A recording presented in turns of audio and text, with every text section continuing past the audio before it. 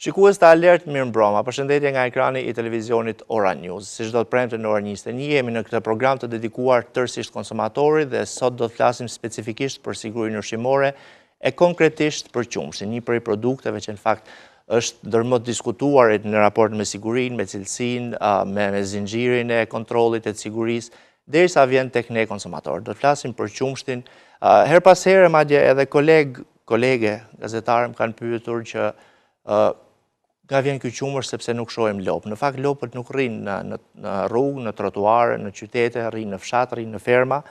E po ashtu nuk duam të merremi me pjesën e qumshit të rrugës, pra atij që tregtohet në rrugë.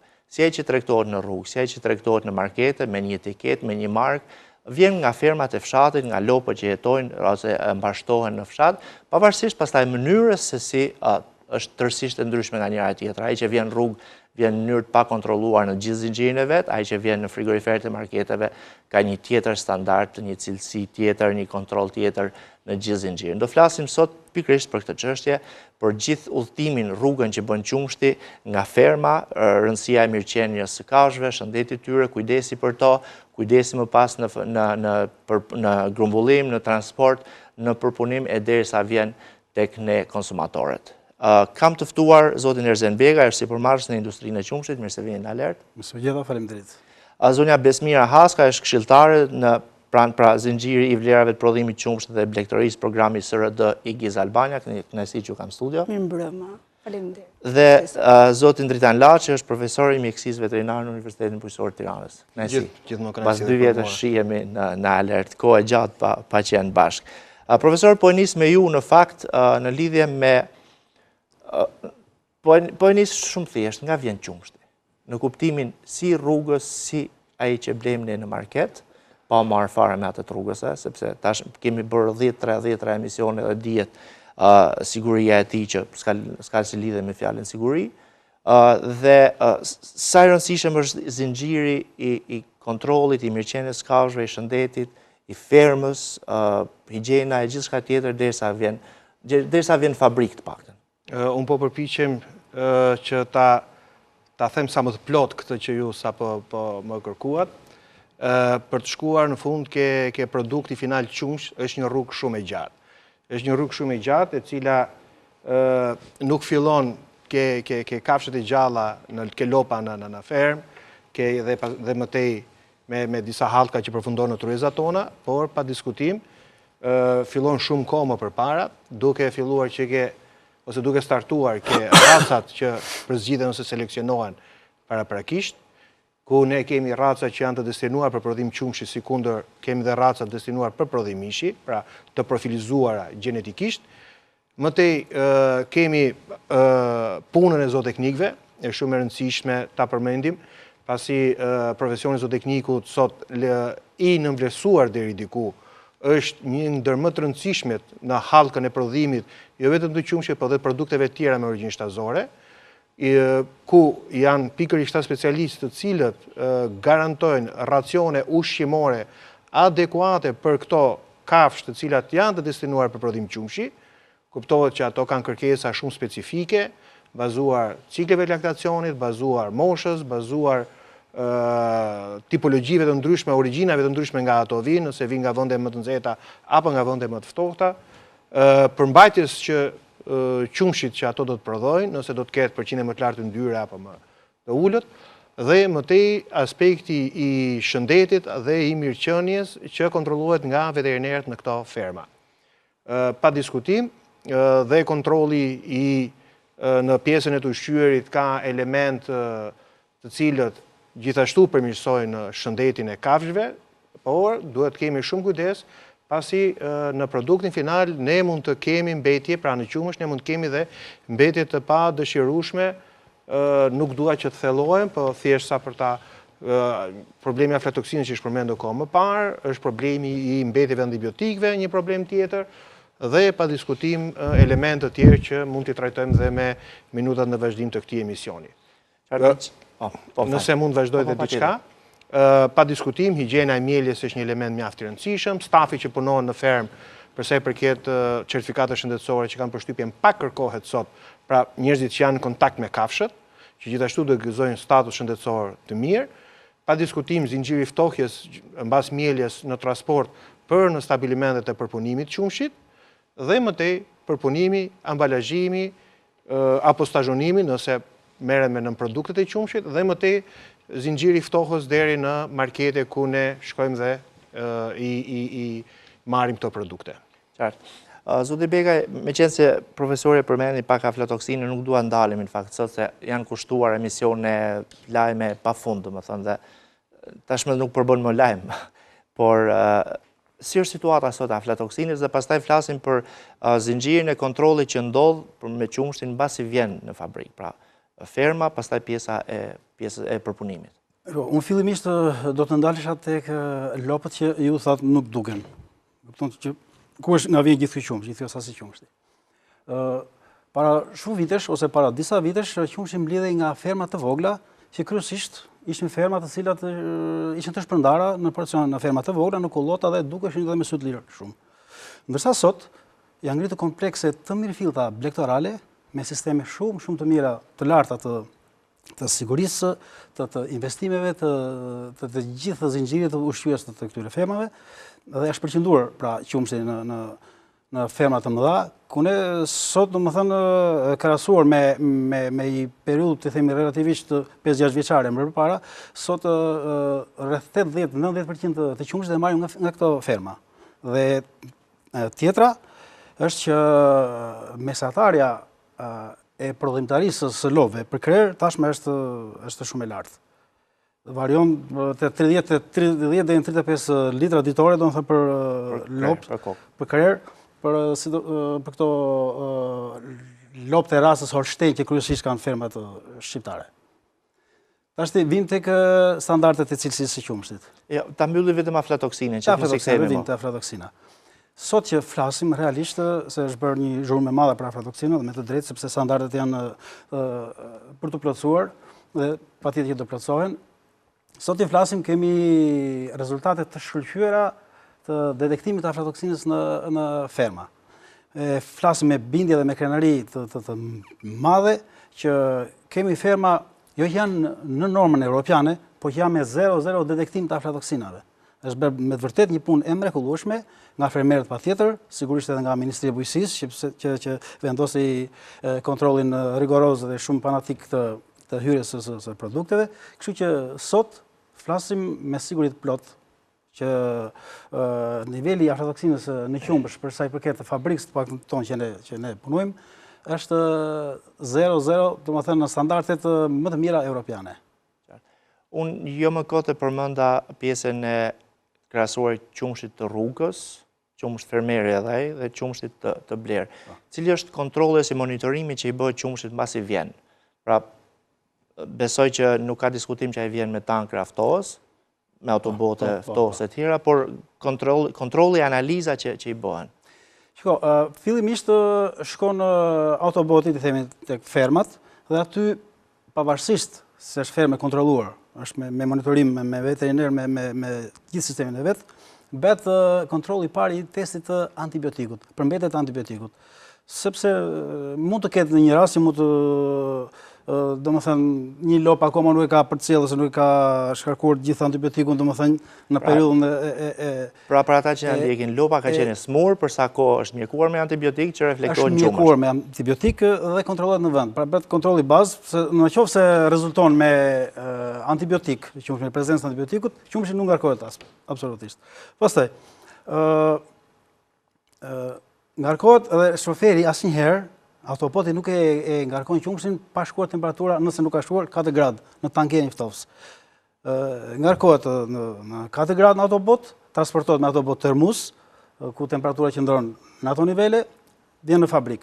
Në fabrik, nga laboratori, bëhet kontrolli i parë organoleptik, i themi për aromat të ndryshme, sepse mund të ketë një aromë, të themi bari apo një aromë të papërqyeshme, e cila çfarëdo që të bësh, ndoshta do transmetohet në produkt. Pastaj bëhet sërish analiza për antibiotikun, për prezencën e antibiotikëve. Bëhet analiza për prezencën e aflatoksinave. Bëhet analiza për densiteti, sigurisht fizio-kimike për yndyrë, lëndëthat, densitet, për qelizat somatike. Mbasi janë bërë të gjitha këto analiza, atëherë bëhet pranimi i qumshit, merret dhe mostra për mikrobiologjike, bëhet pranimi i qumshit në tanke dhe përkatës dhe vazhdon më tej për punim. Për punim që vjen pastaj te ne ose qumësht ose nën produkt. Një ndër hapat më të rëndësishëm në fakt është higjiena e mieljes në fermë, pra për të pasur një produkt të sigurt.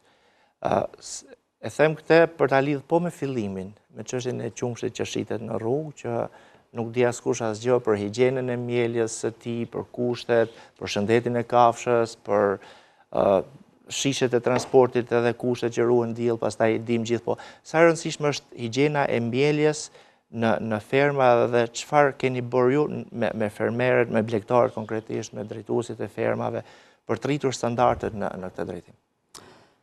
Atëherë faleminderit shumë Granit që më pyete, sepse realisht në momentin që zoti Begaj filloi të fliste, doja të filloja që qumshi nuk fillon direkt nga grumbullimi, po fillon që nga prodhimi. Pra, po unë ndava bisedën me përpunues dhe me pjesën e profesorit Tanit fermën. Faleminderit. Atëherë programi i zhvillimit qëndrueshëm rural, që është një program i cili financohet nga qeveria gjermane dhe bashkëfinancohet me qeverinë zvicerane, implementohet nga GIZ Albania. Ka pasur në fokus gjithmonë për sa i përket sektorit të blegtorisë dhe të qumshit, arritjen e standardeve të fermerëve po dhe të përpunuesve drejt standardeve të Bashkimit Evropian. Kur themi te fermerët, fillojmë me higjienën e qumshit, pastaj fillojmë ka domethënë tema të ndryshme, të cilat janë mirëqenia e kafshëve, ne kemi biseduar, ndoshta edhe keni dëgjuar më parë. Higjiena e qumshit fillon në fermë, që në momentin e lopës. Mënyra e mbajtjes së saj, që do të thotë niveli i qelizave somatike. Dhe atë çfarë programi jon ka bërë është trajnimet e shumta dhe suporti që i ka dhënë fermerëve shqiptar në lidhje me respektimin e higjienës, që do të thotë uljen e qelizave somatike, të cilat ndoshta dhe sigurisht uljen e ngarkesës mikrobike, që janë dy nga kriteret bazë, të cilat janë edhe të përcaktuar në legjislacionin shqiptar, ashtu siç janë edhe me të njëjtat norma siç janë në standardet e Bashkimit Evropian. Pikërisht për këtë ne kemi prezantuar protokollet se si fermerët, pra nga fermerët më të vegjël drejt të mëdhenjve, të cilët duhet të respektojnë mieljen. Unë mund të citoj disa nga praktikat të cilat janë veshja e përpajsjeve adekuate, dorezat, çizmet, pra çdo kush që do të mund të hynte në sistemin e mieljes. Nuk do të thotë përdorimi vetëm i makinerive mielëse, qoftë edhe mielja me dorë, ka standarde të respektimit të saj, e cila mund të jetë brenda normave të lejuara të ngarkesave mikrobike apo qelizave somatike. Dhe pikërisht për këtë, themi, është e rëndësishme që këto standarde, këto protokolle të respektohen dhe kjo është mjaft lehtësisht e arritshme. Nga ana tjetër, në momentin që ne flasim për ferma, kemi fermat vogla dhe fermat mëdha. Ajo që është më e rëndësishme është ftoja e qumshit direkt pas mieljes. Pra pavarësisht se grumbulluesi do të shkojë, do ta marrë, domethënë në bazë të parimeve janë mëngjes dhe darkë, ashtu siç dhe kafshët milen, domethënë mëngjes dhe darkë, do duhet direkt mas mieljes ftoja në 4 gradë, në mënyrë që ajo të mos të ketë asnjë shumëfishim të ngarkesës mikrobike dhe në momentin që grumbulluesi vjen për ta marrë, të mos ketë probleme të tilla. Gjë që do duhet që edhe ky standard të rregullohet pothuajse në të gjitha fermat që gjenden në Shqipëri. Aktualisht ne kemi bërë një punë shumë të madhe. Janë jashtëzakonisht shumë fermerë të cilët kanë qenë pjesë e programit dhe sot, bazuar mbi gjithë rezultatet dhe monitorimet që ne kemi bërë, janë një pjesë shumë e madhe e fermerëve të cilët kanë filluar bëjnë kërkesat për përdorimin e të gjitha mjeteve dhe materialeve të cilat ndihmojnë në ruajtjen e higjienës së qumshtit. Kështu që për diçka jam shumë e lumtur që ndryshimi ka filluar. Edhe jo vetëm tek fermerët e mëdhenj, të cilët shpeshherë, domethënë i kanë edhe shumë herë më të rregulluara sistemet, sepse janë me sisteme mielje adekuate, por edhe te fermerët e vegjël, të cilët duan të rrisin kapacitetin e tyre dhe të arrijnë të dalin në treg me më shumë rendiment, me më shumë prodhim qumshi. Nëse keni numër në lidhje me fermerët blegtorë që keni bashkëpunuar, ose që keni trajnuar? Mund të them, pilotimi ka qenë në 4 rajone të ndryshme, në të cilën kanë qenë 30 fermerë dhe 5 njësi përpunimi. Nuk flasim për fabrikat e mëdhaja, stabilimetet e mëdhaja të përpunimit, flasim për fabrikat të cilat janë të mesme dhe të vogla që janë budget, por që sigurisht dhe ato dalin në treg. Pra, dhe pjesë të tyre kanë qenë 30. Pas mbarimit të pilotimit, janë rreth 297 ferma, të cilat kanë arritur të pajisen me të gjitha, domethënë të vetë pajisen, me materiale të cilat duhet përdorin për ruajtjen e higjienës, siç e thash, dorezat, çizmet, disinfektantet para mjeljes, mbas mjeljes, domethënë të gjitha këto materiale. Pra ka është një numër i madh materiale edhe pajisje që duhet përdoren për gjatë mjeljes së kafshës, të lobët, mund ta themi. Ndaj kjo më bën të kuptoj që dëshira për ndryshim është aty. Pra dhe ka filluar të ndryshoj. Sigurisht që puna për arritjen e standardeve do duhet ende të vazhdojmë, edhe ne besoj që nuk do ndalim derisa standardet e Bashkimit Evropian të jenë të përmbushura. Profesor, sa e rëndësishëm është, ju e përmendet, po kujdesi veçanti për mirëqenien e kafshëve. Shëndet dhe mirëqenie bashkarisht shkojnë fakt? Bashkarisht dhe në legjislacionin e Bashkimit Evropian janë shumë mirë të përcaktuara si normat për kushtet e ushqyerjes, për kushtet e strehimit, për hapësirat e bokseve, për mënyrën e mjeljes, për pajisjet që duhet përdoren, mënyra e mirëmbajtjes së këtyre pajisjeve, pra shërbimet që duhet i bëhen këtyre, gjithë pjesa e disinfektantëve apo materialet higjenizuese që përdoren për të ruajtur standardet e Bashkimit Evropian, dhe ajo çka dhe kolegët tu përmendën pak më parë është që ka filluar në këto 7-8 vitet e fundit që po ndryshon tipologjia e fermave në Shqipëri. Nëse shumë vite më parë ka patur ferma me 2-3 kafshë, ose ne i quanim të si të tilla, sot po ndryshon tipologjia e fermës, pra numri i fermave të vogla me numër shumë të vogël kafshës pothuajse po zvoglohet, ndërkohë që po konsolidohen dhe po rritet numri i krerëve në ferma të caktuara, duke kompensuar këtë numër fermerësh që tashmë nuk janë sot, dhe që pa diskutim kjo ndihmon në arritjen e standardeve, pasi dhe përsa i përket kontrollit veterinar, si kundër dhe bashkëpunimit që bëjnë me grumbullues, përpunues të ndryshëm, pa diskutim e lehtëson procesin themi shkurtimin e rrugës së marrjes së qumshit nga fermat, dhe pa diskutim e lehtëson marrjen nga një pikë ose 2 ferma dhe vajtjen direkte në qendrat e trajtimit të qumshit.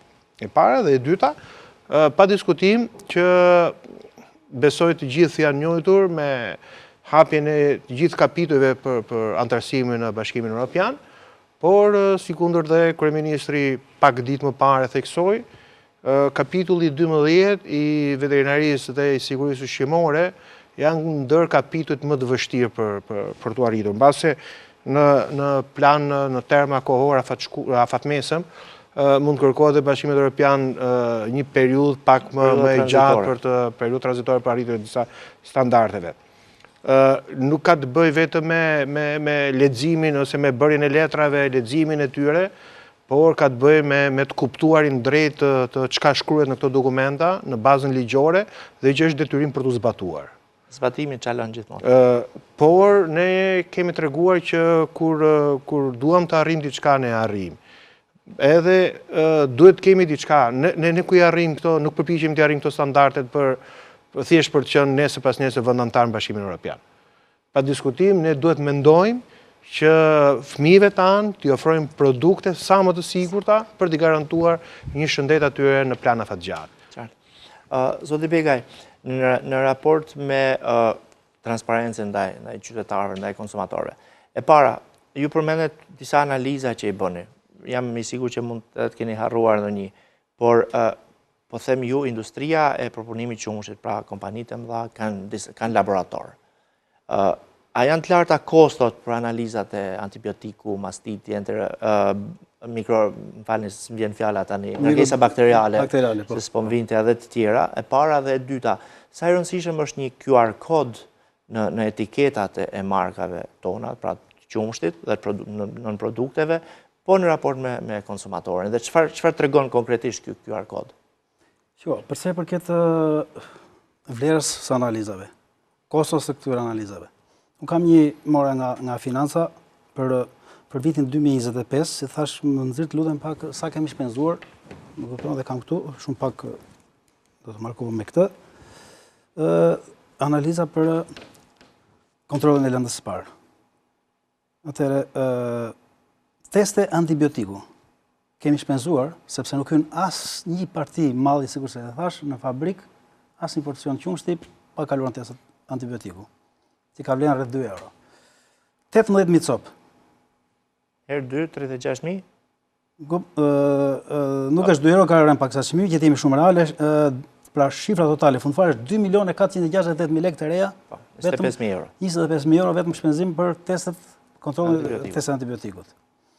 Vi pastaj tek analizat mikrobiologjike. Rreth 600 analiza mikrobiologjike, më kupton me vlerë dhe këto rreth 2 milion lekë të vjetra. Shkojmë tek testet aflatoksinës. 1200 teste.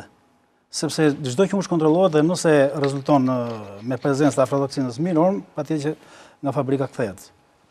Sigurisht i njofton organet kompetente për këtë therm që të merren masa. Dhe testet e higjienës po ashtu, domethënë vlerë rreth 4 milion lekë të vjetra, dhe në shumë për sa i përket higjienës së fabrikës, teste, kontrolleve të lëndës së parë, shpenzimi vjetor është rreth 21 milion lekë të reja. Pra për kontrollin, për monitorimin e lëndës së parë dhe për higjienizimin e fabrikës. Tani, për të qenë më transparent me konsumatorin, sepse dihet që zhuma bën shumë, etiketime vendosen shumë përsa i përket prodhimit vendos, që dhe kjo besoj që ka një arsye ndoshta nuk e dira, nuk di se si është puna, sepse në fundit gjitho goditi, gjitho zhurma që bën rëndojnë drejt për drejt tek fermeri, ndaj dhe ne përpiqemi të jemi sa më transparent me konsumatorin.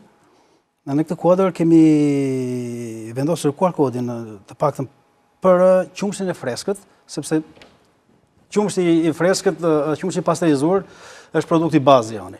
Në QR kod ne kemi të qartë të gjitha fermat në mënyrë më transparente, që nga ferma e Korçës të themi, që fillojmë nga Korça, që nga Vlora, Shkodra, rajoni të Berat, Fier, Lushnjë dhe me radhë. Pra, me QR kodin që kemi vendosur në shishën e qumshtit, konsumatori shumë lehtësisht e shikon me një klikim me celular, me emërtim, me kompani, pra me fermat, me sasitë e qumshtit, me numrin e krerëve, me rrugën që bën qumshti, kohën që bën nga ferma deri në fabrik dhe pastaj nga fabrika për në tavolinën e konsumatorit. Pra kemi një transparencë të bërë me QR kodin që besojmë shumë që do të thënë shërben shumë konsumatorit dhe gjithë skeptikët do të thënë që janë gjithmonë edhe që një pjesë, sikur se e thash, me të drejtë kur dëgjon shumë patjetër, kakofoni lajmesh. Kakofoni lajmesh patjetër janë shqetësuar, është ky QR kod që i qetëson. A ka pasur rastësisht ndonjë reagim nga një qytetar konsumator, ose faleminderit, ose plaç, ose diçka e tillë, ose ka pas diçka tek stafet tuaja? Për QR kodin, në raport me dora. Kemi pasur telefonata, themi, domethënë me krenari këtë, sepse kemi pas disa telefonata dhe na shpreh mirënjohjen, domethënë për transparencën që kemi që marrin nëpërmjet QR kodit, ndjehemi me vërtet shumë mirë. Është një element mjaft i rëndësishëm për sa i përket gjurmëshmërisë produktit. Dhe fakti që fermat zvoglojnë në numër, po rriten në madhësi krerësh, e bën dhe më të lehtë pjesën e gjurmëshmërisë dhe përse jo vetëm të grumbullimit qumshit, po dhe të gjurmëshmërisë. Dhe kuptohet që është një element shumë i rëndësishëm për çdo konsumator dhe pa diskutim një detyrë a realizuar në lidhje me tregun e Bashkimit Evropian nesër. Pa diskutim. Besmira do vite kjo pas reklamave, sepse më duhet shkon në ndërprerjen e parë publicitare, por para spoteve kam një mesazh promocional. Bëhet fjalë për Sedaton Plus, I cili është një suplement bimor, I krijuar për ndihmuar në qetësimin e sistemit nervor, reduktimin e stresit dhe përmirësimin e cilësisë gjumit. Ai përmban ekstrakte natyrale si valeriana, melisa, kamomili dhe pasiflora, të njohura për efektet e tyre relaksuese. Sedaton Plus ndihmon në uljen e ankthit, nervozizmit dhe tensionit mendor, duke kontribuar në një ndjesi qetësie dhe ekuilibri emocional. Përdoret shpesh në periudha lodhje, stresit lart ose pagjumësie pa shkaktuar varësi. Spotet publicitare e kthehemi pas pak në Ora News, mos u largoni.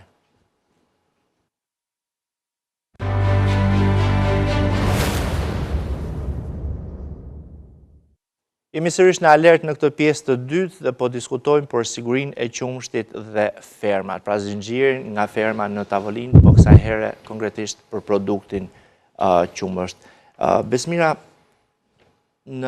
kam dëgjuar, nuk kam qenë në ferma të mëdha në Hollandë e vende tjera që lopëve ju vendosin në muzikë simfonike për ferma, për të rritur, për të ndjerë të relaksuar edhe për... Më falë, të pres vetëm një sekund në vazhdim të asaj që ka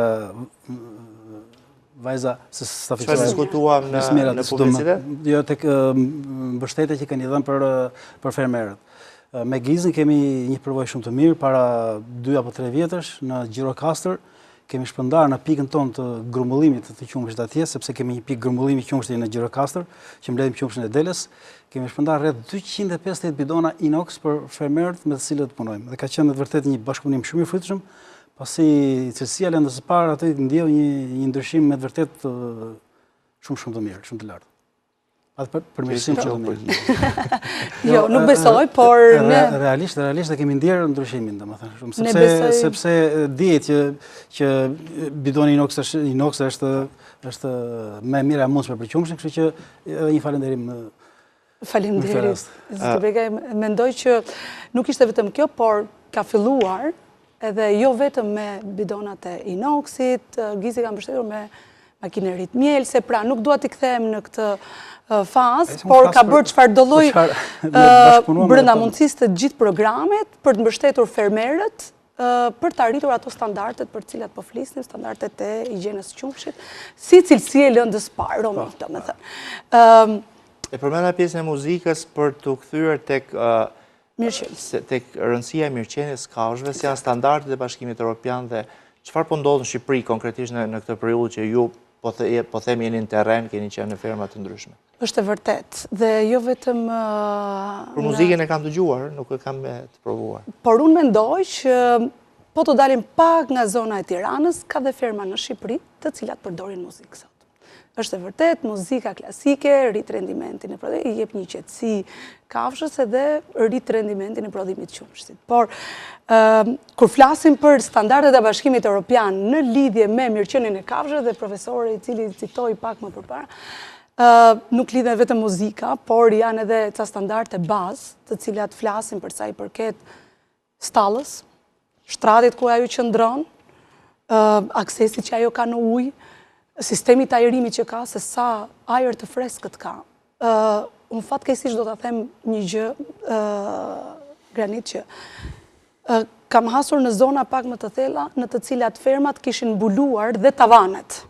Edhe zoti Begaj mundmen, sepse lopa ka ftohtë. Dhe domethënë një ndër gjërat të cilat më bëri abej, thashë ja, në fakt I ke mbytur, po të lutem hiqja dhe jepi ajër, se ti do ta shikosh ndryshimin. Dhe pas 4 muajsh jem rikthyer në atë zonë, ai kishte hequr dhe më tha, gjithë këto vite, unë jam bazuar mbi atë çfarë më kishte thënë babai, se kanë qenë me tregimi blektor, Tha, nuk e kisha kuptuar çfarë ndryshimi më dha në rendimentin e qumshit, vetëm duke I dhënë ajër, pra duke I dhënë hapësirë, dhe jo duke e mbuluar. Duke ullur nivelin e amonjakut brenda në stad. Në stad. Që do të thotë drita që ka, ndriçimi, që do të thotë pushimi. Shpeshherë ne I shikojmë gjithë lopët që qëndrojnë në këmbë, po jo, ka ca kushte të cilat duhet të shtrihet 13 deri në 14 orë që ajo të ndihet rehat dhe të japi një rendiment. Pra, kur themi mirëqenie kafshës, ka një sër kriteresh, standardesh, të cilat të gjithë fermerët në Shqipëri duhet t'i respektojnë. Dhe për këtë, jo pak, mos themi për në të gjithë 12 rajon, do më thënë qarqet e Shqipërisë, ne kemi ndërhyrë në përmjet projektit, Spari duke rritur kapacitetet e arkitektëve aktualisht që dizenjojnë stallat blegtorale. Çdo rast për ata që na ndjekin. Për ata rast, për ata që na ndjekin do të thojem që shpeshherë dhe jo pa kuptim arkitektët apo studiet arkitekturore sot ishin të drejtuar drejt ndërtesave të njerëzve, të më thënë ndërtesat humane, interior design sot, të më thënë, sepse ka më shumë përfitim. Edhe shumë pak studio arkitekturore ishin të drejtuara drejt ndërtimeve blegtorale. Dhe ato që kanë qënë, bazoheshin mbi kompanit të cilat ofronin inputet, pajisjet, që ndonjëherë dhe ata nuk mund të ofronin shërbimin brënda kritereve apo standardeve të Bashkimit Evropian, të cilat ka mirëqenie e kafshë. Një stall nuk mund të ndërtohet pa marrë parasysh të gjitha standardet direktivat që Bashkimi Evropian sot ka për mirëqenien e kafshëve. Lartësia, gjerësia, gjatësia e shtratit, aksesi i ujit të pastër të freskët, drita se sa luks duhet jetë, domethënë po ti citojmë të gjitha këto, ventilimi, ajri pra. Lagështia brënda, mënyrë largimit të mbetjeve që prodhojnë kafshët. Eksakt. 25 gradë është gjatë korrikut në Shqipëri. Nuk duhet të jetë më shumë se 20 gradë brënda një stalle. Sa është e mundur. Në qoftë se një stall nuk suportohet me ventilim, nuk do të mund të arrijë nga 25-20. Pra e gjitha kjo bën që arkitektët do duhet të ishin, ne kemi bërë disa vizita studimore, jashtë në Zvicër, kemi bërë trajnime duke sjell ekspertët e huaj në Shqipëri, dhe sinqerisht unë kam ngelur me aknitur kur ata thanë më në fund e kuptuan çdo thotë dizenjimi një stalle, sepse ne në mënyrë të vazhdueshme kemi qenë në bashkëpunim me fermerin dhe ishte ai që i përcaktonte, thjesht ne e hedhim në templatein ton, ku themi se sa duhet jetë gjatësia, sa duhet gjerësia sipas. Dhe për këtë zoti Beka mund të thotë sepse mendoj që ka qenë edhe një përfitues për fermën nëpërmjet një eksperti holandez të cilët ne i sollëm për mënyrën e organizimit të stallës brendshme në momentin që ndërtuan stallën e tyre. Pra, ka qenë jo vetëm tek përmirësimi i kushteve, sepse kanë qenë forma të ndryshme të ndërhyrje. Disa prej fermerëve që kanë qenë më të vegjël, të cilët nuk kishin mundësi ndërtimi, po donin të përmirësonin kushtet aktuale. Pra, duke vendosur ventilimin, duke vendosur hapjet të mureve, ose për standard, tamam, është standardi që nuk është e thënë që të implementohet vetëm tek fermat e mëdha. Një lloj sikur edhe me fabrikat. Është një standard, është një sistemi ASAP, themi, që do ta ketë çdo njësi përpunuese, sado e madhe apo e vogël qoftë, edhe tek fermat. Fermat të vogla, po i plotësojnë ato kushte e nevojshme, sigurisht që edhe fermë e vogël standard cilësor, standard të lartë qumshit do prodhojë. Pra ne mund të citojmë këtu në zonën e Bavarisë, ku ka qenë një pjesë e madhe, një stadi, një vizitë studimore që ne realizuam me të gjithë aktorët, kur themi fermer, përpunues, aktorë të institucioneve, domethënë të Ministrisë Bujqësisë dhe Zhvillimit Rural, por edhe të institucioneve në varësitë të tyre, kuptuam që fermat në zonën e Bavarisë në Gjermani nuk ishin më shumë se 30, pra ferma me madhe 70 krerë. Pra kanë një madhësi të vogël të thoja, por absolutisht fermat jashtëzakonisht shumë brenda standardeve. Domethënë ishin standardi më i lartë do të thoja. Ka një nëse i referojmë matësive të fermave, pjesa e mesdheut favorizuar nga kushtet klimaterike, përgjithsisht që ka fermat gjysmë të mbyllura.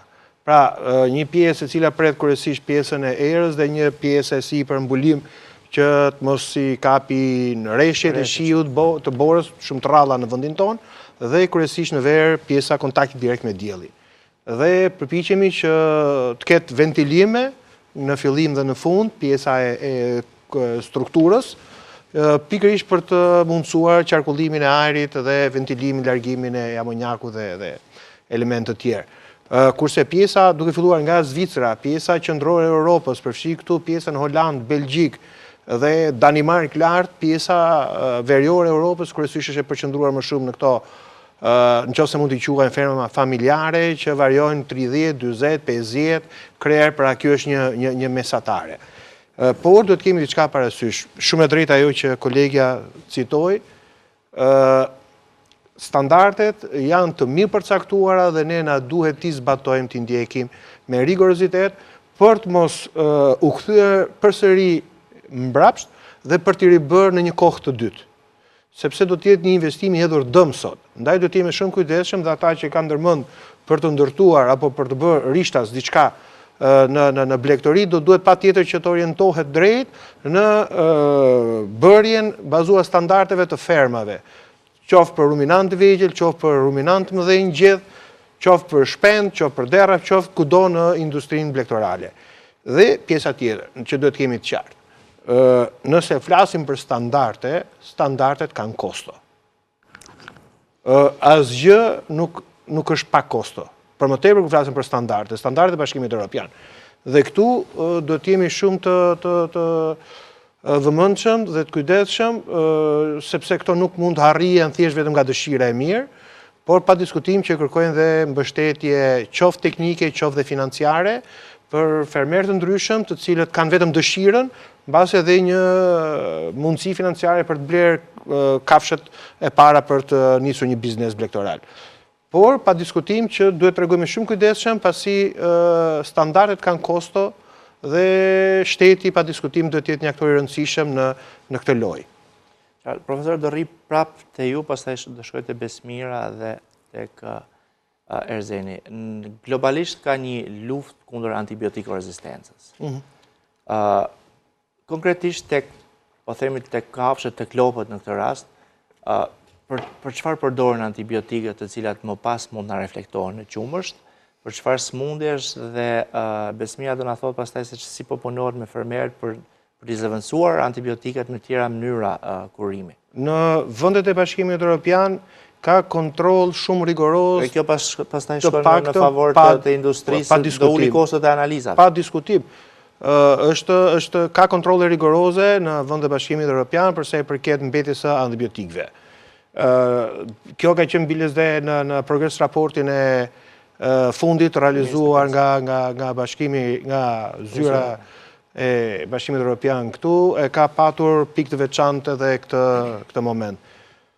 Pa diskutim që në blegtori, në vendet të cilat janë në zhvillim, antibiotikët përdoren kryesisht në dy aspekte. Së pari, për kafshët të cilët kanë probleme shëndetësore, dhe së dyti, për të përmirësuar traktin tretës, i cili më pas pason me një prodhim të shtuar qumshi, ose mishi.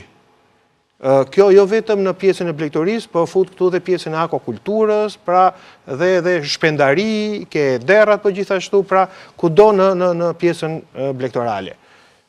Kuptohet që ka një ndjeshmëri të shtuar, pasi marrja në mënyrë të vazhdueshme e dozave të caktuara të antibiotikëve nëpërmjet peshkut, qumshit, sallamit, gjalpit, djathit, produkteve të ndryshme, vezëve, në mënyrë të vazhdueshme, pa diskutim që krijon një përshtatje të mikroorganizmave që ne kemi në trupin ton, duke i ulur atyre ndjeshmërinë ndaj antibiotikëve nëse ne do të kemi probleme shëndetësore në të ardhmen. Thënë më qartë, nëse ne do të smuremi nesër pas nesër, antibiotikët që do të pimë nuk do të bëjnë më efekt. Dhe ky është një problem shumë i madh. Ka vende, sidomos vendet veriore të Europës, të cilat në 20 vitet e fundit kanë reduktuar numrin e përdorimit të antibiotikëve deri në 80-90% krahasuar kjo me 20 vite më parë, ndërkohë që në vendet në zhvillim, përfshi këtu dhe Shqipërinë, ky është një problem që pa diskutim do të marrë zgjidhje. Zonja Haskaj, si reduktohet përdorimi i antibiotikëve në fermat e lopëve, po themi për qumësht? Parandalimi, Grenit. Po, parandalimi. Po si? Që do të thotë si do të mjekohet një smundje pa antibiotikë? Unë do ta lidh këtë me mirëqenien e kafshëve, për të cilën nuk e mbarova në pyetjen e mëparshme, sepse nuk janë vetëm çështje veterinare e arkitektëve, por është përkujdesja ndaj thundrave. pra specialistët të cilët kujdesen për thundrat, specialistët të cilët kujdesen për viçat, pra, që nga filizi, pra, ai viçi që do të kthehet nesër në lop. E gjitha kjo përkthehet dhe në përdorimin e antibiotikëve, që në trajtimin e javës së parë të viçit me antibiotik. Çfarë do të thonim? Një ndër rastet apo përgjatë studimit të programit tonë, një ndër rastet më flagrante të përdorimit të antibiotik ka qenë për situatën e mastitit. Dhe pikërisht për këtë, ne bashkëpunuam shumë gusht, edhe ka qenë një ndër bashkëpunimet më të mira ndërmjet institucioneve, ku është Universiteti Bujësor, është Instituti i Sigurisë Ushqimore dhe Veterinarisë dhe Autoriteti Kombëtar i Veterinarisë dhe Mbrojtjes Bimës për rritjen e kapaciteteve të veterinerëve, të cilët operojnë në zonat, pra në të gjithë Shqipërinë, për identifikimin, si fillim, dhe parandalimin e mastiteve subklinike dhe klinike. Pra, unë jo si një mjeke veterinere, do të thoja që ishte, domethënë sipas rezultatit, mastitet subklinike të cilat shkaktonin, kishin një, domethënë, nivel më të lartë edhe shkaktonin rritje të qelizave somatike, ishte në përqindje më të lartë se sa mastiti klinik aktualisht. Që do të thotë, nëpërmjet trajnimeve, 2 fazet e para tashmë janë mbaruar, sot ka qenë trajnimi i fundit i fazës së 3 të këtij programi, projekti, dhe i cili do të shtrihet tashmë në të gjithë, në të paktën 300 ferma në Shqipëri, në të cilat veterinerët po trajnojnë fermerët se si ata duhet në mënyrë që të evitojnë përdorimin e antibiotikëve. Kjo është një nga masat, dhe masa tjetër është sidomos që në momentin që lopët vendosen në tharje, me metoda dhe inovacionet e reja të cilat sot përdoren vetëm në Gjermani dhe në Irlandë dhe në Hollandë, kërkojndjes. Janë metoda të cilat mundojnë evitimin e antibiotikëve duke i bllokuar nëpërmjet sistemeve tubave që profesori mund t'i njohë më mirë se sa unë. E gjitha kjo për të eliminuar, pra ndoshta eliminimin jo, por parandalimin dhe reduktimin e përdorimit të antibiotikëve në fermat shqiptare. Thjesht për të bërë një plotësim, unë e cilësova pak më parë 2 momentet ku përdoren antibiotikët. E para, ke pjesa e përmirësimit të traktit tretës dhe mëtej me rritjen e prodhimit, dhe pjesa tjetër që i cilësova në rastin e sëmundjes. Do të kemi shumë kujdes, filluar nga kjo e dyta. Ne vim nga një periudhë, po them para 30 vjetësh, ku diçka ishte centralizuar, shumë kush ndan opinione të ndryshme, dikush thoshte që ka qenë produkte të sigurta asaj kohe, po dhe në atë kohë unë mbaj mend që bëheshin mjaft praktika të këqija pune, dhe në atë kohë, tjetër gjë se mbase nuk bëheshin publike ose gjeshin mënyra dhe nuk i njihte gjithkush, por pa diskutim që sistemi veterinar shqiptar në këto 30 vite ka kaluar shumë vështirësi. Ka kaluar shumë vështirësi dhe dua të them edhe një fjalë tjetër që përpara se të shkojnë veterinerët të trajnojnë blegtorët, do të fillojmë të trajnojmë veterinerët. Është shumë e rëndësishme trajnimi i mirëfillt i veterinerëve. Ne sot kemi veterinerë të rinj që janë ambicios, që kanë dije mjaftueshme për standardet e Bashkimit Evropian, por pa diskutim në këtë sistem veterinar që ne kemi edhe veterinerë të cilët përkasin viteve studimit shumë kohë më parë, kuptohet që kompanitë farmaceutike dhe ajo që ka përmendur pak më parë, antibiotiko-rezistenca dhe mja probleme tjera, pra sjellin evolimet e reja, që një pjesë e mirë veterinerëve në Shqipëri në moshë fatkeqësisht, në moshë pak më të avancuar, nuk janë shumë të updetuar me antibiotikët e rinj, me masat parandaluese që duhet merren, nëse përdoret një antibiotik ka një periudhë ku produkti qumësh më pas nuk duhet të futet brenda tankit, po këto kafsha në trajtim duhet të veçohen, dhe këtu duhet të tregojmë shumë kujdesshëm, nuk ka më hëm ose s'ka problem, ose nuk prish në një punë të madhe, sepse në fundit ku shkon ke pikat e grumbullimit të refuzon gjithë sasinë e qumshit. Përse? Për 2 lopë mase që ka një problem, një mastit subklinik apo diçka tjetër. Ndaj duhet të tregojmë shumë kujdesshëm dhe sot pa diskutim, kanë opinionin tim, duhet domosdoshmërisht që të bëhen trajnimet mirëfillta kryesisht për veterinerët. Është shumë e rëndësishme. Tjetra, ka patur praktika jo të mira, pune ku veterineri shko bën trajtimin e parë, i lë flakonët fermerit dhe i thot fermerit mbushet ti deri këtu ke mesi dhe do të angulësh këtu dhe do të shtypësh këtu shiringën. Në vend të Bashkimit Evropian të tilla praktika veterinerit i gjet licenca. Dhe ai fermer nuk ka më të drejtë dalin në treg, ferma i skartohet. Nuk ka më të luash me shëndetin e konsumatorit. Do doja të përgjigjesh edhe profesorit për të thënë që në fakt projekti ka 2 vjet që domethënë programi për mbrojtjen për parandalimin, diagnostikimin e mastitit ka 2 vjet që po implementohet dhe është nisur me pikërisht për veterinerët.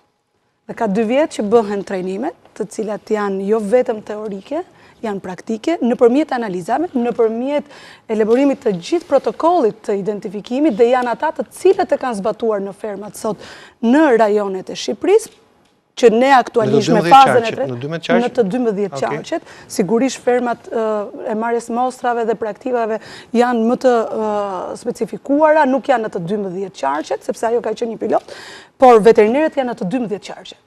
Dhe kjo do të thënë tani është bindur që veterinerët po mund të arrijnë të shkojnë drejt fermave dhe të shpërndajnë informacionin dhe të monitorojnë njëkohësisht dhe të tregojnë aftësitë e tyre. Pra, i gjithë projekti ka një fazë shumë gjatë, i cili po implementohet dhe sigurisht ky është viti i fundit i programit ton zhvillimit qëndrueshëm rural. Dhe ne jemi në përfundim për të kuptuar që realisht ky informacion ka shkuar. Edhe ne e shikojmë në përmirësim, ashtu si zoti Begaj po thotë që aktualisht ne ndjejmë ndryshim në cilësinë e lëndës së parë të qumshit, e të gjitha këto vinë nëpërmjet praktikave më të mira që po implementohen sot në ferma. Dhe kur themi për kompanitë të cilat janë më të konsoliduara, kuptohet që ato përpiqen zgjedhin profesionistët më të mirë të fushës.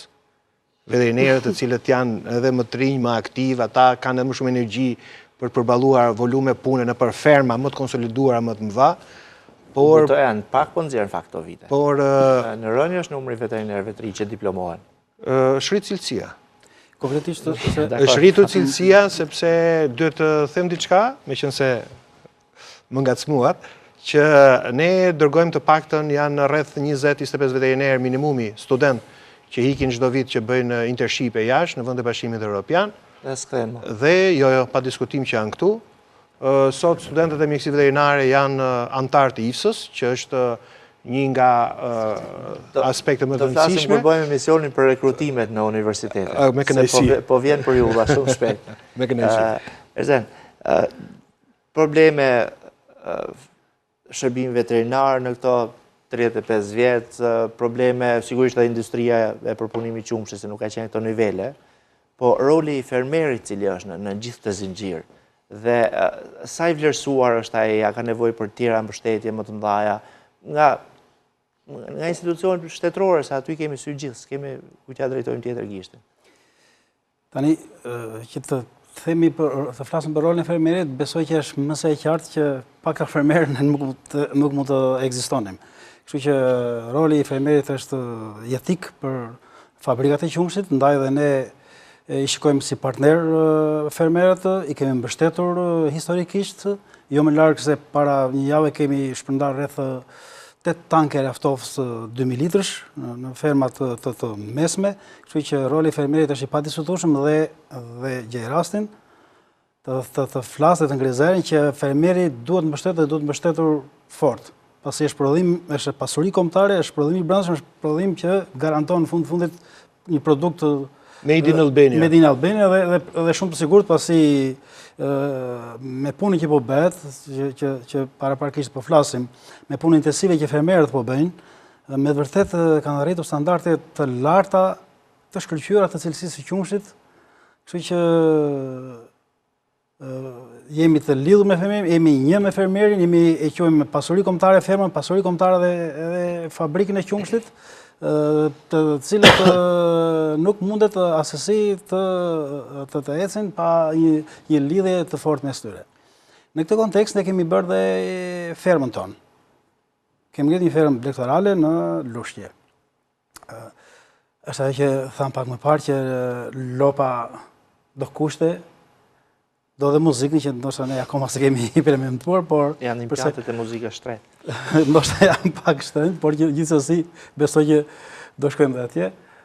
Sistemet e fermës, sistemet e aeroses janë domosdoshmëri pa diskutim e madhe, sepse e kemi parë, domethënë që rendimenti i fermës për krerë ndryshoi më njëherë ku vendos një sistem ose u rinovo, se thosh sistemi i freskimit, i ventilimit të ambienteve. Konkretisht ne kemi arritur norma shumë breslënse në aspektin e ngarkesës së përgjithshme mikrobike. Të arrijë ferma me ngarkesë përgjithshme 20.000, ndërkohë që standardi evropian është 100.000, e kupton, është me të vërtetë një fakt që të bën, të motivon, të punosh, të ecësh, të motivon si të thuash, të flasësh me gjithë pjesën tjetër të fermerëve, pavarësisht se kemi shumë ferma të cilat kanë arritur standarde shumë të larta dhe themi me vërtet me krenari që tani që po flasim, pjesa dërmuese e fermave në Shqipëri janë nën standardet evropiane. Si për ngarkesën e përgjithshme mikrobike, po ashtu edhe për nivelin e detektimit të aflatoksinës. Fermat mëdha këtë quani, nga sa krerë sipër? Fermat mëdha, unë do t'i quaj nga fermat që kanë nga 100 krerë lop deri në 1000 krerë lop. Kështu që ferma më e madhe që ne marrim shumë sot është fermë me 900 krerë lop, aty marrim diku tek 10 dhe 11 ton qumësht. Kemi fermën tonë që besojmë shumë, jemi tek 9.000, 10.000 litra qumë sepse bën skartimet ose si thua zëvendësimi i kafshëve dhe kemi një objektiv që brenda 2 vjetëve të arrijmë sasinë 15-16.000 litra qumësh ditore. Dhe do të përmend një aspekt tek ferma që shtretet e fermave sot ne nuk i kemi më shtetur me kashtë edhe me kujtim çfarë përdorin, por me dyshek. Me dyshek Tash jam shku me fjetë të ferma. Realisht Gome. Është Dyshek të gomës. Dyshek të gomës, në vërtet është investim shumë i mirë. Sepse po flisim për mirëqenien e kafshëve. Eksakt. Pikërisht ndikon pozitivisht në shëndet duke shmangur dëmtime të kyçeve, artikulacioneve, sidomos në ngritjet apo uljet e kafshëve nga Sa më e relaksuar të ndihet kafsha, aq më shumë prodhim. Aq më shumë prodhim do ketë dhe aq më cilësi prodhimi do ketë. Unë jo kote përmenda muzikën, por Besmira, jemi në kushtet kur sigurisht ka rënë numri i krerëve nga viti në vit, nuk e lidh me prodhimin e qumshit në këtë rast, por ato ferma që janë rritur, siç e tha edhe Erzeni. Sigurisht krahu i punës ka rënë, mjek veteriner ka më pak, se para 10 vjetësh apo 15 vjetësh, edhe ata që ikin për internship, jo gjithmonë mund kthehen të gjithë, por edhe mund kthehen sigurisht. Përgjigjen do ma jepni mbas reklamave, por pyetja është sa i vështirë është menaxhimi i tufave. Dhe si mundet se unë mund dua sot të hap një fermë me 500, 100, 200 krerë lop, dhe si do ta menaxhojnë nëse nuk kam një drejtues teknik të mirë, mund të jetë një poshtë pak në numër e tjera, si do ato menaxhoj, por mbas hapësirës publicitare.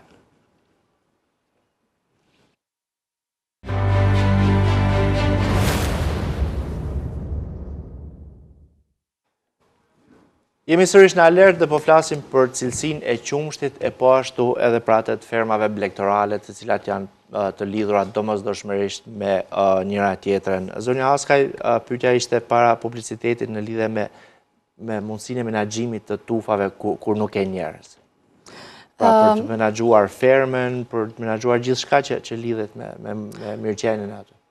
Po, në fakt Granit, sot ne flasim për një moment në të cilën, si që përmendit e profesori, negociatat për kapitujt janë hapur, klaseri 5 të hap i fundit që ishte bashkë me kapitullin 12, të cilat janë disa prej kriterëve standarde që do duhet të plotësohen edhe nga fermerët. Çfarë do të thotë kjo? Mbajtje të dhënash. Si? Ju pak më përpara përmendet mungesë të forcës së punës, apo një rënje të numrit të veterinerëve që janë prezentë sot. Ajo që ne kemi sjellë si inovacion janë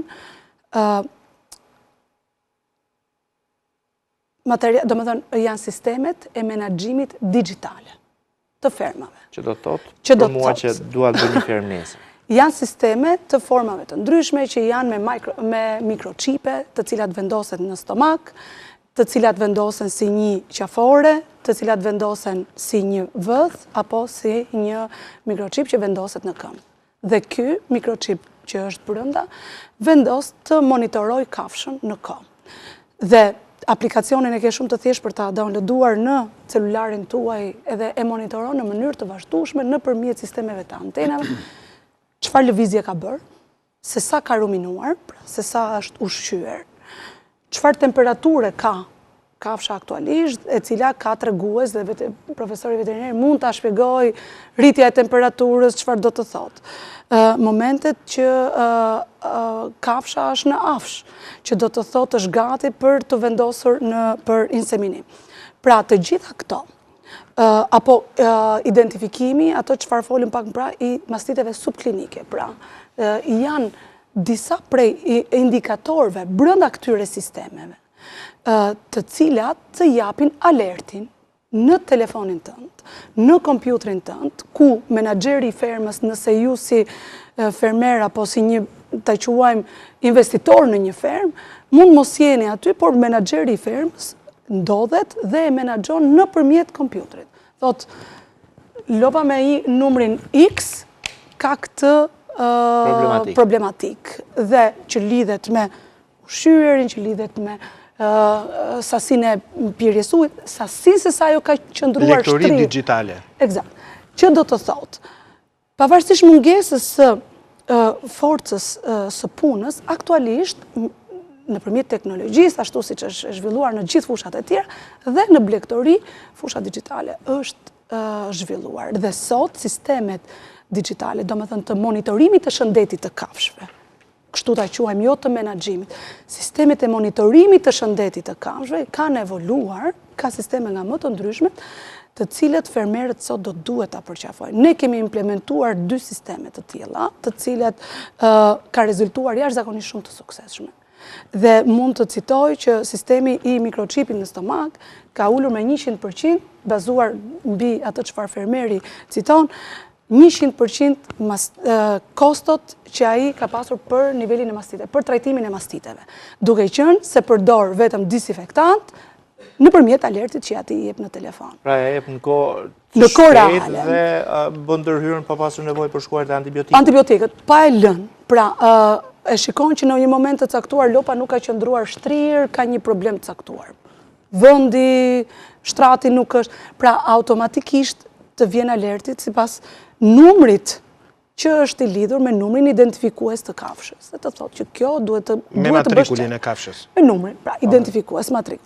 Dhe të thotë bëj kujdes, duhet të shkosh ta çekosh. Dhe ty me një person që ke në fermë do të mund ta menaxhosh. Edhe pyetje, nëse unë do isha çobani, do të blegtorin në këtë rast. Këtë i blej vet apo me ke dhuruar ti si projekt, si giz? Ne pilotimin e kemi bërë me suport edhe ka qenë bashkëfinancim. Një pjesë ka qenë e dhënë nga fermeri, pra në bashkëpunim me shoqatën e fermerëve, janë identifikuar fermerët të cilët dëshironin të investonin në sisteme të reja menaxhimit të shëndetit të kafshëve, të tufës. Dhe sigurisht ka qenë një bashkëfinancim. Një pjesë ka qenë e fermerit dhe një pjesë ka qenë mbështetje e programit të zhvillimit të qëndrueshëm rural. Absolutisht, ne mendojmë që ka qenë një ndër rezultatet më pozitive, pasi vetë dhe bazuar mbi atë eksperiencë që të 2 fermerët kanë dhënë, ka qenë që do duhet të prapet, sepse sot, në momentin që veterineri shkon për të kërkuar të dhënat në lidhje me përdorimin e antibiotikëve atë çfarë ju përdorët, ai ka në sistem digital. Pra në momentin që ai e shikon se cilën nga kafshët ka trajtuar, nuk i duhet më një fletore për të mbajtur shënim, sot e harova, isha një ngarkesë, po ushqeja, nuk e di. Por automatikisht në sistemi del se cilën ka trajtuar dhe me çfarë ka trajtuar, sepse automatikisht futen të dhënat për të mbajtur. Dhe ai është akoma dhe mi predispozuar për të patur të gjithë të dhënat të cilat duhet të furnizohen nëse për përmbushjen e këtyre kritereve që sapo flasim për Bashkimin Evropian. Pra, automatikisht hyn edhe në atë respektimin e gjurmueshmërisë që foli profesor Laçi në fillim. Me sa kuptoj që ka më e vështirë ta përpunosh qumshin e ta nxjerrësh në treg se sa të mbash bagtit sot me këto sistemet digjitale, se sa të kesh fermen, por sa e rëndësishëm është certifikimi i një industrie, një fabrike, dhe cilat janë certifikimet e duhura që, pra ato që të bëjnë të sigurt në treg për konsumatorin, të besueshëm. Shiko, për sa i përket asaj që u thatë, që jam e vështirë ta përpunosh se sa ta prodhosh, besoj që dhe fabrika tashmë ka ecur me ritmin e kohës, me hapjen e kohës, ka implementuar sistemet digjitale, sistemet e automatizimit të plotë të fabrikës. Kështu që në këtë aspekt ne jemi, domethënë, tamam në nivelin e dur, në hapjen e dur të kohës, por do të theksoja që një shprehje thotë që teknologjia vlen sa njeriu që e punon. Edhe fabrika, edhe këto certifikimet ISO që kemi në 22000, ISO certifikimet të ndryshme se s'u mbaj mend as emrin, por që HACCP patjetër është. HACCP është domosdoshmëri, domethënë, janë sistemet e menaxhimit të cilësisë dhe të gjurmëshmërisë. Por është e lehtë të marrësh një sistem ngresh ose të marrësh një sistem apo të marrësh një certifikat. E vështirë është ta mbash. E në këtë aspekt ne kemi bërë një punë të mirëfillt, punë të mrekullueshme me stafin që kemi në fabrikë, që implementon dhe ndjek me shumë fanatizëm gjitha hallkat e këtij sistemi, në mënyrë që të marrim frytet e sistemit realisht dhe të arrijmë ato standarde që me të vërtet na bën krenar dhe që na çojnë përpara drejt standardeve drejt e Evropës. Po. Kështu që ne së fundmi, për sa i përket këtyre standardeve, jemi inspektuar nga një trup inspektuese evropiane në kuadër të kontrollit të vlerësimit të stabilimenteve të qumshit në Shqipëri. Realisht kemi marrë një opinion shumë pozitiv, me të vërtet inkurajues, pasi dihet që trupat evropiane janë certifikuese, shumë të forta, shumë kërkuese. Kemi kaluar kontrollin, inspektimin dhe kemi marrë me të vërtet një opinion që na ka motivuar dhe që të punojmë me të gjitha mundësitë tona, ta çojmë përpara punën dhe të plotësojmë të gjitha standardet evropiane.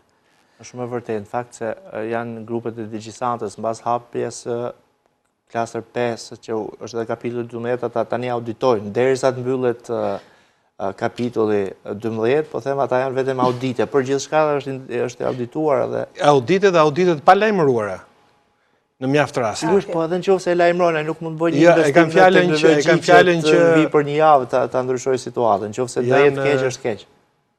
Megjithatë, unë doja të shtoja diçka Granit, pa i hequr absolutisht gjithë lodhjen edhe gjithçka punën që kërkon tek përpunimi, mos harrojmë që dhe puna në ferm nuk është po kaq e thjesht për të mbajtur, edhe për këtë mund ta flasi Erzeni që i ka të dyja nivelet. Por Erzeni në këtë rast është i riskuar se po të ndodhë një problem me produktin, ai fermeri që e ka prodhuar nuk është kërkuar, nuk i del emri. Përkundrazi, standardet e Bashkimit Evropian kërkojnë që atij fermeri do t'i dalë emri sepse Erzeni do të respektojë. Ne kemi një hall mediash aktualisht. Po se dolin media është problem. Fermeri nuk del blegtori. Dhe ky është problem shumë i madh. Kurse në raport me BE-n patjetër është gjithë zinxhiri në risk, pastaj në alert. Do thoja që fermeri sot ashtu si dhe përpunuesi, sepse mendoj që janë dy aktorët kryesorë të gjithë kësaj. Kemi detyrim ligjor që për çdo problem, sikur se e thash pak më parë, domethënë në aspektin e cilësisë së qumshit, ne të raportojmë në organet kompetente që të vlerësohet. Patjetër qumshti X ka këtë problem. Po, por nëse për shkak të marketit, fajt tim si market, ta lë produktin, mos ka don produkti jot, ti të keqen, po themi. Fermeri prapë nuk le. E kuptoj, ne si fabrik për te të tjera kemi dhe të dhomën e ruajtjes së mostrave dhe në fund të datës së skadencës, kështu që ne çdo se kemi reklamime të ndryshme, se patjetër prodhim dhe ka, por që për çdo reklamim ne vlerësojmë mostrat në ruajtje. Dhe ku shikojmë që në zinxhirin korrekt ftovës mostra është në rregull, atëherë ne ndryshuar do thotë që problemi ka nisur mbasi ka dalë nga kompania proponuese. Ndaj dhe në këtë aspekt ne kemi investuar edhe me flotën e mjeteve elektrike së fundmi, që janë, si të thuash, me leverti ekonomike në aspektin e shpenzimit, por garantojnë një mbyllje të ciklit nga fabrika, nga transporti dhe në konsumatorin final me temperaturë korrekte ruajtje, sepse janë investime të re, makinat që të paktën në një 5 vjeçar të garantojnë, do më thënë, janë me garanci për... Po, për rëndësi kanë kushtet e ftojës frigoriferike. Po, janë mjetet të reja të cilat garantojnë, sepse realisht vujnë shumë kompanit që të gjithë me mjetet e përdorura është problemi i madh, dhe problemi i madh është frigoriferi i makinës sesa vetë mjeti, sepse frigoriferit të devijon të prisë cilësi. Jemi fiks në momentin kur po rriten temperaturat. Sa e rëndësishëm është ky rrujtja e gjithë zinxhirit të sigurisht, qoftë temperatura, qoftë gjithçka tjetër. Ndoshta më shumë se sa në nëntor, dhjetor apo janar.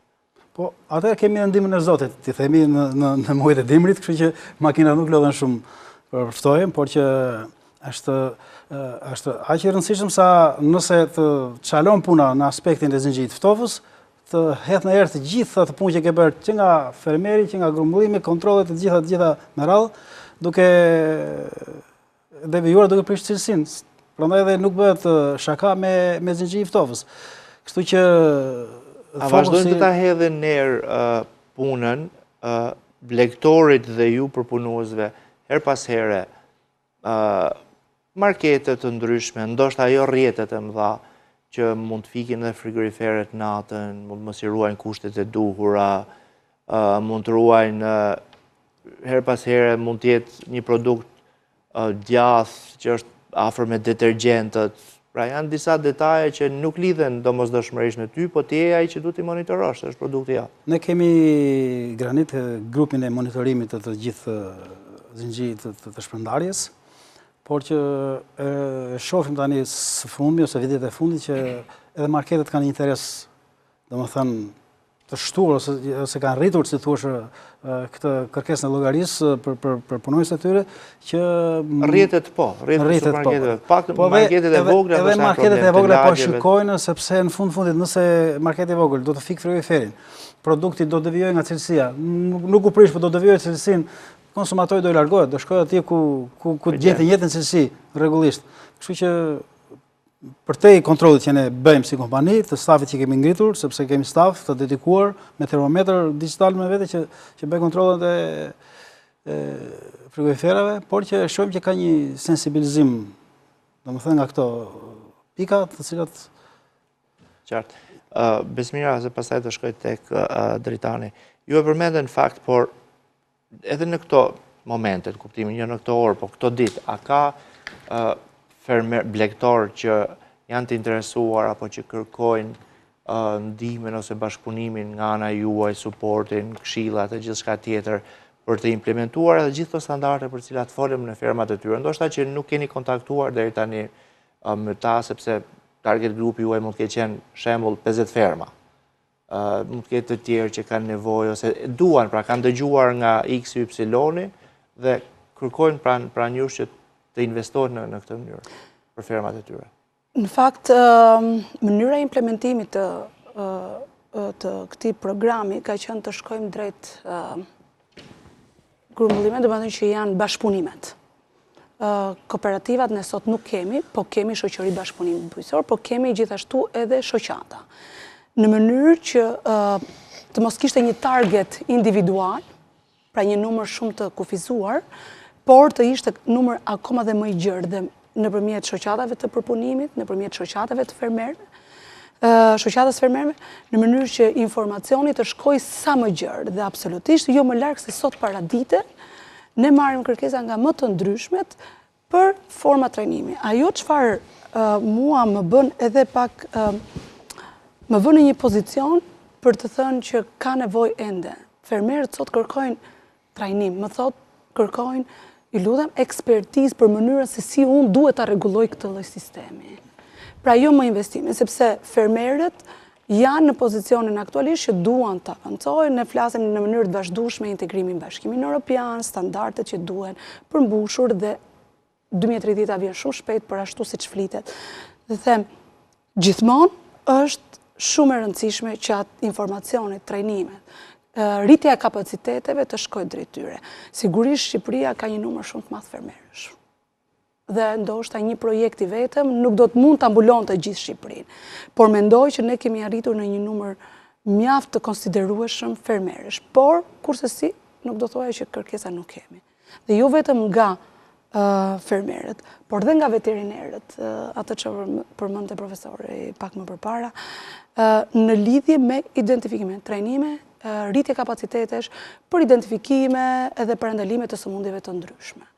Absolutisht ne nuk do stopojmë, mbështetja e GIS do të vazhdojë edhe në vitet e ardhshme, përsa i përket blegtorisë, pra nuk do të stopojë tani, por sigurisht ajo do të jetë më e fokusuar drejt përmbushjes së standardeve.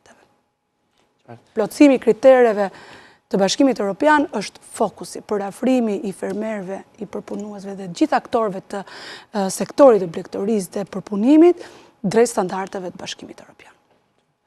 Profesor, në 2013 për gjithë optimistët, ku edhe unë futem në fakt në këtë rast, ne do bëhemi vend antar. 2030. Edhe unë e besoj, jo kryeministrin, besoj gjithë situata gjeopolitike dhe ne do bëhem. Se sot po pyesja vete në fakt, po dal pak nga tema, si mund të jemi në vend antar kur gjysmën e parkimit në Tiranë kemi zona me bidona edhe me karrige. Edhe me makina që janë pa targa, varreza dhe makina me letra shitet, po iku kjo, nuk zgjatëm të kjo. Jemi vend i vogël, riparohemi shpejt mbase. Ne patjetër, se ne vetëm me dhunë, me një të përshlyera i gjatë, nga se dilja e pas me benzin me një video call e zgjidh, po doj, dhe uroj ta zgjidhi, edhe këtë çështje në parkimeve në fakt. Por si do shkojë situata e fermave tona në raport me integrimin, pastaj u bëm antar. Duhet të kuptojmë diçka që i gjithë ky proces është që të zhvillohen fermat dhe industria prodhuese në vend. Duke u fuqizuar këto, ne kemi më shumë ajo çka përmendëm pak më parë, prodhim Made in Albania. Prodhim i cili ndikon pa diskutim në ekonominë kombëtare. Kuptohet që me arritjen e këtyre standardeve, prodhuesit shqiptar dhe fermerët shqiptar do të kenë mundësi të operojnë, të tregtojnë në një treg shumë herë më të madh krahasuar me tregun që kanë sot në dispozicion. Kështu që unë uroj që ne të finalizojmë atë që të gjithë presim në 30-ën, por jam i bindur që të gjithë fermerët dhe prodhuesit shqiptar, nëse zbatojnë standardet e ecin siç duhet në këtë rrugë, pa diskutim që do të kenë më shumë përfitime në të ardhmen. Përveç përfitimeve, pa diskutim dhe një impakt më të lartë mbi shëndetin e shqiptarëve, pa diskutim. Erzen, dhe më ashuash një kurështje mua si konsumator. Se jam i sigurt që po e mendojnë, po e thonë, mund të kenë shkruar në përrjete, mund të kenë shkruar atë ka një numri që shfaqet në ekran, fakt është telefonit që unë e harrova nuk e mora kur shkruaj njërë herë pas here SMS dhe përpiqemi të përgjigjemi atyre që vlenë mesazhet e tyre për përgjigje, po jemi në fillim verës dhe do rritet sigurisht edhe kërkesa e tregut për qumësh, për lëndë të parë. Sigurisht, të paktën për sezonin e verës, prodhimi vendas nuk plotson nevojat.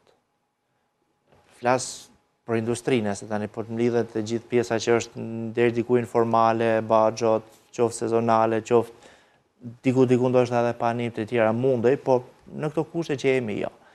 Dhe perceptimi i njerëzve është që ne marrim qumshtin mbeturinë të Serbisë e tjera dhe dua ta sqarojmë. Nga vjen qumshti kryesisht sot ai importit dhe në çfarë niveli është krahasuar me cilësinë e qumshtit tonë. Në këtë aspekt... Unë di që është marrë edhe qumësh në Vjenë edhe në Spanjë. Po. Por ju ma thonë ju. Ne jemi një treg. Po të marrim vjen edhe në Spanjë nuk mund të themi që nuk është regioni më i mirë. Patjetër që do vjetë. Jemi, domethënë, një natyrë e cila na ofron turizëm në 2 muaj, turizëm, si të thosh, intensiv. Në këtë aspekt, domethënë, ne mendojmë ose si të thosh marrim masa që për këtë periudhë mos të themi jo tregut. Dhe atë sasi qumshi që marrim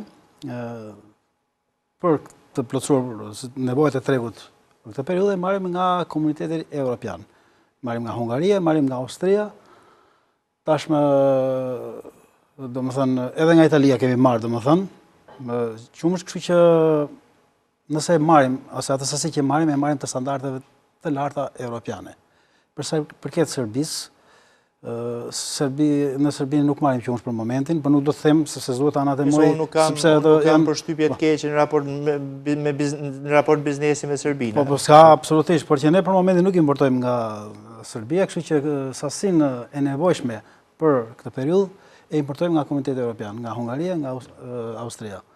Dhe nga Spanja që kemi kontaktet e fundit për të pasur, si thua, furnitor që në momentet që kemi nevojë për qumësht, ne të furnizojmë. Por, është i lajm shumë i mirë që importi i qumështit nga këto vende po vjen drejt reduktimit, sepse fermat shqiptare, sikur se dhe e përmendëm, po rritën dhe janë rritur në përmas me të vërtet të konsiderueshme që po plotësojnë pothuajse të gjithë nevojat. Kështu që kjo është më e rëndësishme që ne ta kemi fokusin tek prodhimi i vendës, që të plotësohemi mundësisht me të gjithë sasitë e qumshit nga ky prodhim, ndërkohë që standardet, sikur se e tham, po arrin dhe standarde me të vërtet shumë të larta. Kjo është ajo kureshta që ju i nderuar keni, që unë u shoj dhe u them me bindje të plotë që ajo pak sasi qumshti që është marrë nga jo pa qëllime e nga importi është ajo që ju tham nga Komiteti Evropian. Edhe nga 30 sekonda me mik keni, thoni çfarë të doni për blegtorët, fermerët, industrinë e përpunimit qumshit në formë ndërgjegjësimi. Tani son, do të thoja që në këto vitet implementimit projektit, unë shikoj që fermerët shqiptarë kanë bërë jashtëzakonisht shumë progres. Ashtu se dhe njësitë e përpunimit të qumshit. Do duhet akoma, që është e vërteta, pra ende ka rrugë, por mendoj që është në rrugën e dur. E vetmja gjë është që të mos ndalojmë, të mos stopojmë, por të mbështesim prodhuesit dhe përpunuesit shqiptar, qoftë dhe ne si konsumator duke konsumuar produktet e vendit. Profesor Taner. Dua të cilësoj në fund faktin që ne jemi në një udhkryq shumë të rëndësishëm. Historik për ekonominë shqiptare dhe për blegtorin shqiptare. Është momenti ku qeveria, programet, institucionet financuese, fonde nga Bashkimi Evropian të mund të orientohen drejt dhe siç duhet në rritjen e kapaciteteve prodhuese blegtorale.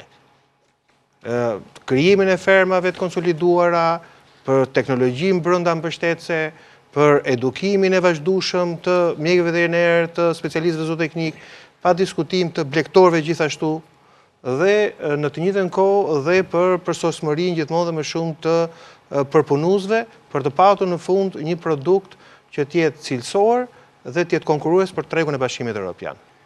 Zoti Laçi, faleminderit që ishit në alert. Gjithmonë kënaqësi.